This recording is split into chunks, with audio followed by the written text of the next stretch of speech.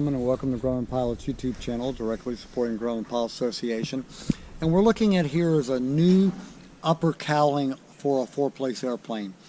The problem that a lot of us have is on the back edge they tend to wear quite a bit over time, and when you go to repaint your airplane, you're going to be looking at anywhere from $1,200 to $2,000 worth of body work and metal work just to make your upper cowling and your lower cowling compliant again.